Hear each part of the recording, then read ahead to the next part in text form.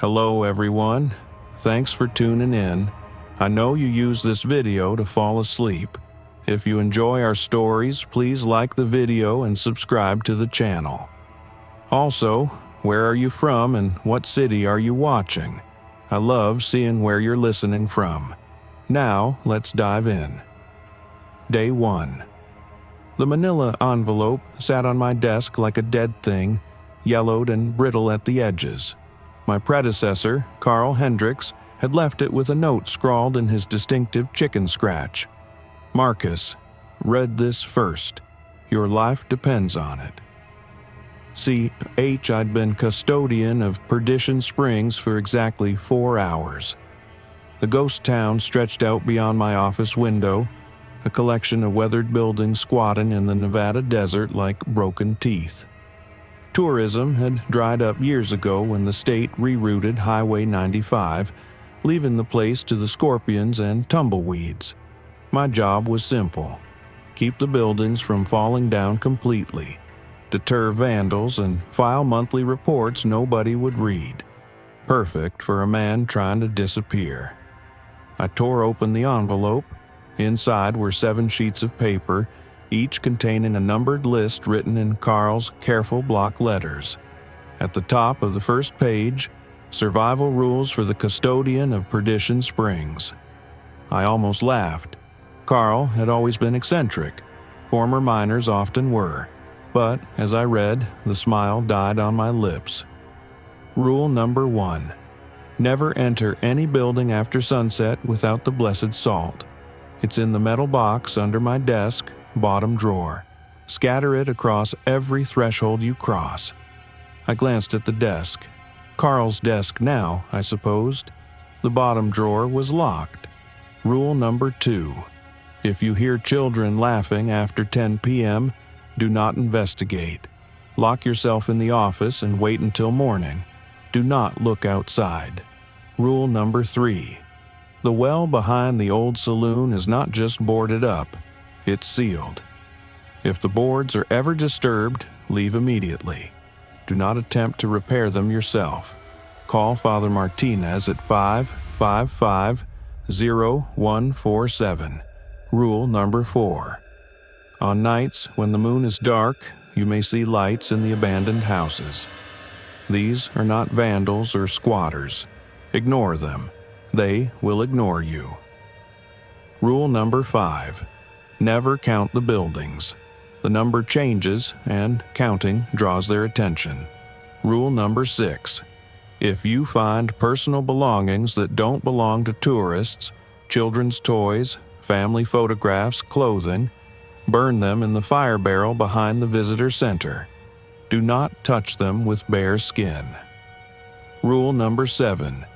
The mine shaft at the north end of town has been sealed since 1887. If you ever hear sounds coming from inside, pack your things and leave Perdition Springs forever. Do not look back. I set the papers down, my hands trembling slightly. This had to be some kind of elaborate prank. Carl's retirement gift to his replacement. A good scare to remember him by. But the key to the bottom drawer was in the envelope. The metal box contained exactly what Carl had described: a large container of coarse salt with a small silver cross embedded in the lid. The salt felt warm to the touch, and it sparkled with an inner light that had nothing to do with the fluorescent bulbs overhead. I locked it back up and spent the rest of the day exploring the town, trying to shake off the unease those rules had planted in my chest. Perdition Springs had been a silver mining boom town from 1885 to 1887, a brief but violent existence that ended when the mine collapsed, killing 17 men. The survivors packed up and left within a week. The buildings that remained were typical of the period: a main street lined with a saloon, general store, hotel, and assorted shops, with residential streets branching off like ribs. Everything was weathered gray wood and rusted metal, slowly surrendering to the desert. I found the sealed well behind the saloon, just as Carl had described. Heavy boards covered the opening, held in place by newer lumber and an impressive collection of nails. Someone had spray-painted "Danger, do not remove" across the boards in red letters that looked suspiciously like dried blood. The mine entrance squatted at the north end of town, a black mouth in the hillside sealed with concrete and rebar. A metal sign warned of unstable conditions and toxic gases. I stood there for several minutes, listening, but heard only wind through the desert scrub. As sunset approached, I returned to the office, telling myself I was just being cautious. The rules were nonsense, but following them couldn't hurt. I locked the door and settled in for my first night as custodian of a dead town. Day 3. The children started laughing at 10:37 p.m. I'd been reading in my office, trying to ignore the settling sounds of old wood and the whisper of wind through broken windows. Then I heard it. High, bright laughter drifting across the empty street. My blood turned to ice water. The laughter came in bursts, the sound of kids playing hide and seek or tag, their voices echoing off the abandoned buildings. I crept to the window and peered through a gap in the blinds. The street was empty. Moonlight painted the buildings silver and black, creating deep shadows between the structures. But the laughter continued, seeming to move from building to building. I grabbed the box of blessed salt and scattered it across the office doorway, just as the rules instructed. The salt glowed faintly in the darkness, forming a barrier between me and whatever was outside. The laughter stopped abruptly. I spent the rest of the night in a chair facing the door, dozing fitfully until dawn broke over the desert. When I finally stepped outside, I found small footprints in the dust. Bare feet, child-sized, circling the office building. They vanished where the salt line began. Day 7. I found the photograph wedged between two loose boards on the hotel's front porch. A family portrait from the 1880s.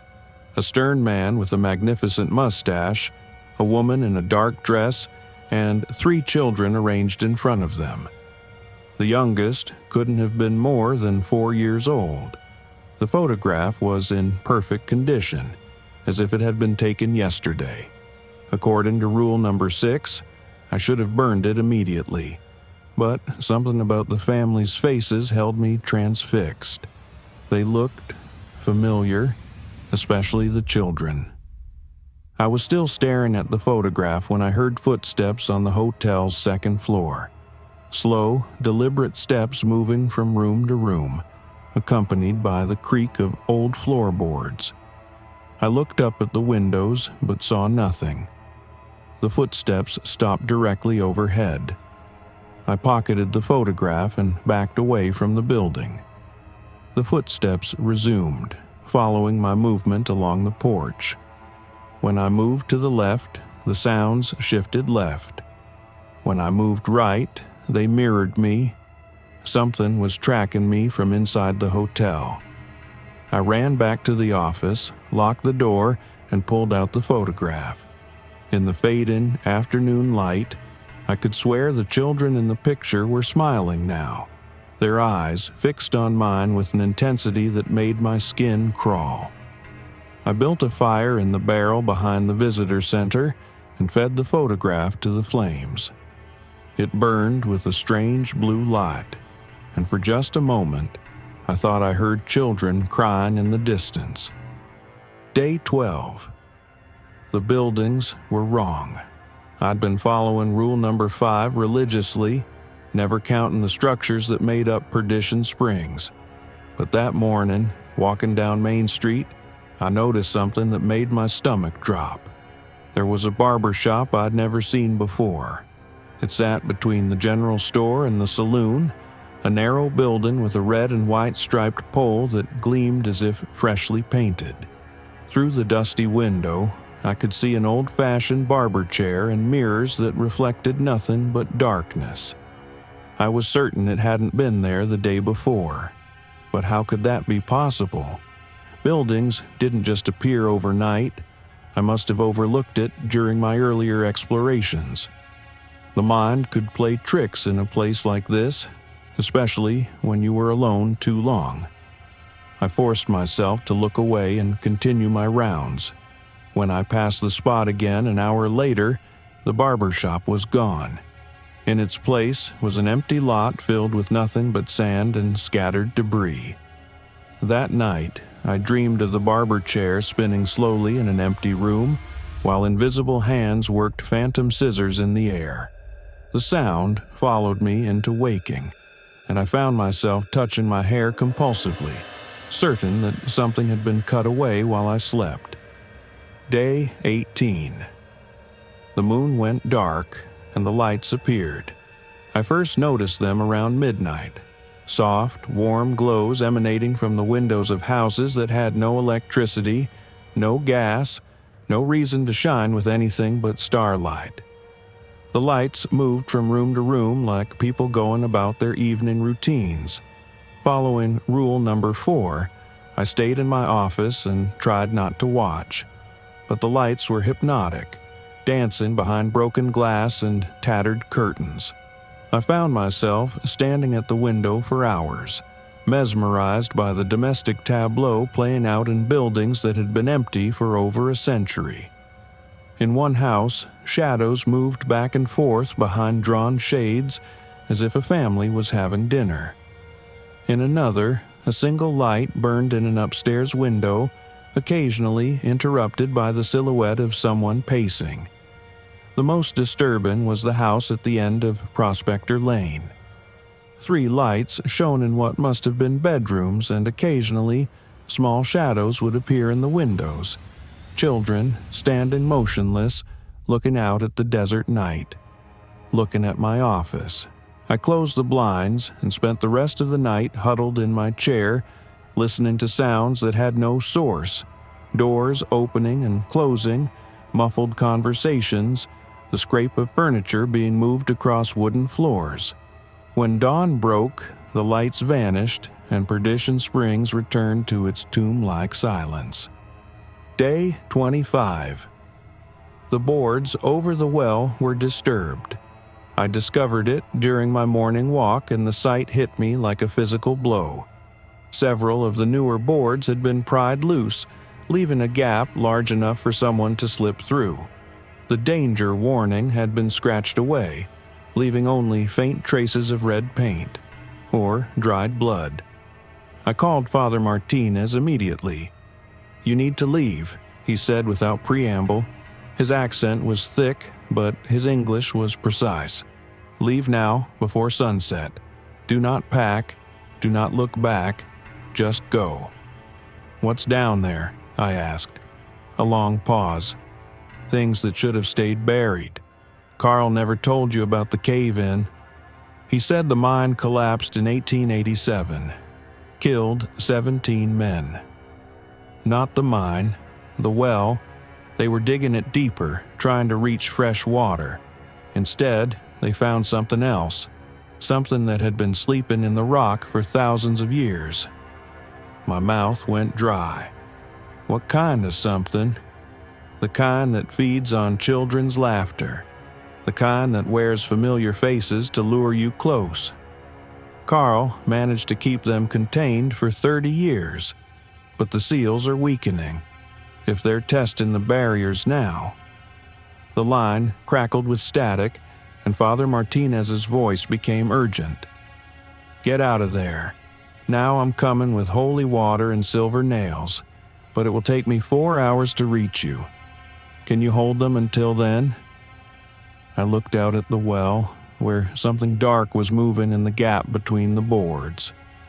"I'll try," I said and hung up. Day 25. The sun set like a bloody eye closing, and Perdition Springs came alive. The children's laughter started early before full dark, bubbling up from the well like poisonous water. It was different now. Hungrier, more insistent. They were no longer content to circle my office at a distance. They wanted out. I scattered blessed salt around every building I could reach before the laughter grew too loud to ignore. The salt burned my hands as I poured it, leaving silver scars across my palms. But it formed barriers of light in the darkness, holy fire that the things in the well couldn't cross. Not yet. The footsteps in the hotel returned, but they were no longer alone. I could hear movement in every building now, doors slamming, furniture being dragged across floors, and underneath it all, the sound of children playing games that had no rules. At 11 p.m., I saw them. 3 small figures emerged from the gap in the well's covering, pale as moonlight and dressed in clothes from another century. They moved with the jerky, unnatural gait of marionettes controlled by inexpert hands. Their faces were the faces from the photograph I'd burned, but wrong somehow, too wide, too knowing, with eyes that held depths no child should possess. They tested my salt barriers methodically, reaching toward the glowing lines with fingers that stretched like taffy. Where their flesh met the blessed salt, sparks flew and the air filled with the smell of burning meat. But the barriers were weakening. At midnight, the lights in the houses flared brighter, and I realized that they weren't lights at all. They were eyes, hundreds of them, watching from every window, every crack in the walls. The things in the well had brought friends. My phone rang. Father Martinez. "I'm 30 minutes out," he said. "How are you holding up?" "The salt is failing," I whispered. "There are so many of them." "Listen to me carefully. There's one more rule Carl never wrote down, because he hoped no one would ever need it. If the barriers fail completely, if they break through into the office, there's a red handle under your desk. Pull it and run for the highway. Don't stop, don't look back, and whatever you do, don't let them follow you out of the town limits." I felt under the desk and found the handle he'd described, a red emergency lever connected to something mechanical. "What does it do?" "It collapses the mine shaft completely, brings down the whole hillside. It should bury them deep enough to buy time for a proper exorcism." "Should?" Carl was never sure it would work, but it's better than letting them loose in the world. The laughter stopped abruptly. In the sudden silence, I could hear new sounds: scratching, digging, the scrape of small hands clawing at wood and stone. They were widening the gap in the well. Day 25. Father Martinez arrived at 3:17 a.m., his battered pickup truck loaded with supplies that looked more like weapons of war than tools of faith. Silver-plated nails, bottles of holy water, crucifixes made from blessed metal, and a shotgun loaded with shells filled with salt and silver. "We have maybe an hour before dawn," he said, surveying the scene. The things from the well had retreated when his headlights swept across them, but they hadn't gone far. I could see them crouched in the shadows between buildings, waiting. "Can we seal the well again?" "Not anymore. They've tasted freedom. They'll keep coming back, stronger each time until they break free completely." He handed me a bottle of holy water and a silver crucifix. "Our only choice is to drive them back and seal the entrance permanently." We approached the well together, weapons ready. The gap in the boards had widened to nearly 3 feet, and a smell like old graves and forgotten sins drifted up from the depths. Father Martinez began to pray in Latin, his words echoing off the abandoned buildings. The response was immediate and violent. The children things erupted from the well like pale spiders, their forms shifting and stretching as they moved. They were no longer trying to maintain human appearance. Their limbs extended like rubber, their faces split along impossible seams to reveal rows of needle-sharp teeth. Father Martinez's shotgun boomed, and one of the creatures dissolved into mist and shadow. But there were more behind it, and more behind them. They poured from the well in an endless stream, no longer bound by the rules that had contained them for over a century. "The lever!" Father Martinez shouted as claws raked across his shoulder, tearing through his coat and drawing blood. "Now!" I ran for the office, pursued by things that laughed with children's voices while wearing the faces of nightmare. Behind me, I could hear the priest's continued prayers punctuated by gunshots and inhuman screams. The red handle was right where he'd said it would be. I grabbed it with both hands and pulled. The sound was like the world ending, a deep, rumbling roar that seemed to come from the earth itself. The mine shaft, weakened by over a century of neglect, finally gave way. The entire north side of Perdition Springs collapsed in a cascade of rock and dust, burying the well under tons of stone. The children's laughter cut off like a severed scream. In the sudden silence, I found Father Martinez bleeding but alive, his silver crucifix glowing with inner fire. Around us, the lights in the houses flickered once and went out forever. "Is it over?" I asked. He looked toward the collapsed hillside where dust was still settling in the pre-dawn gloom. "For now. But they're not destroyed, only buried. And things like that are patient. They can wait decades, centuries if necessary. So, what do I do?" Father Martinez smiled grimly. "You keep watching. You maintain the barriers. You make sure nobody digs where they shouldn't dig." He pressed a new set of keys into my hand. "Carl lasted 30 years. Maybe you'll do better. I'm writing this 6 months later, in the same office where Carl Hendricks left his rules for me to find. The manila envelope sits in my desk drawer now, along with a fresh copy of the survival rules and some new additions of my own. The collapse sealed the well permanently, and I've never again heard children's laughter after 10 p.m. But the town still changes when I'm not looking. Buildings appear and disappear like mirages. Shadows move when there's nothing to cast them. And sometimes, on nights when the moon is dark, I catch glimpses of pale figures watching from the rubble where the mine used to be. They're waiting.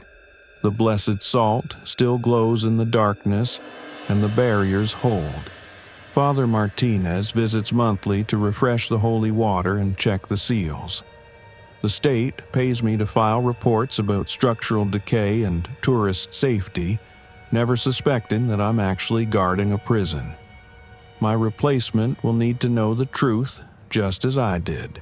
So I'm updating Carl's rules, adding new wisdom earned through 6 months of sleepless nights and constant vigilance. Rule number 8. The collapse contained them but did not destroy them. They probe the barriers constantly, looking for weakness. Never let your guard down. Rule number 9. On quiet nights, you may hear digging sounds from the rubble. This is normal. If the digging ever stops, call Father Martinez immediately. Rule number 10. Some tourists will be drawn to the collapse site. They'll ask questions about mining history and geological surveys. Discourage all interest. If anyone mentions excavation or archaeological study, report it to the state immediately. Rule number 11. Your predecessor lasted 30 years. The one before him lasted 20. The job gets harder as the seals weaken. Train your replacement well.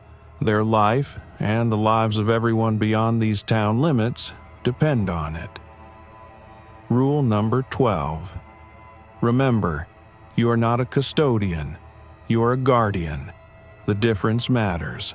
I've sealed this letter in a manila envelope and placed it in the desk drawer where my replacement will find it someday. Along with it, I've left the key to the salt box and Father Martinez's contact information. Perdition. Springs is quiet now, but it's the quiet of held breath, of something waiting in the darkness for its chance to slip free. I can feel them down there in their rocky prison, patient as stone, hungry as the desert wind. But the barriers hold, and I keep watch. Some jobs are more than jobs, some places are more than places, and some secrets are worth a lifetime of sleepless nights to keep buried. The town is mine now, and I am its keeper. God help whoever comes after me.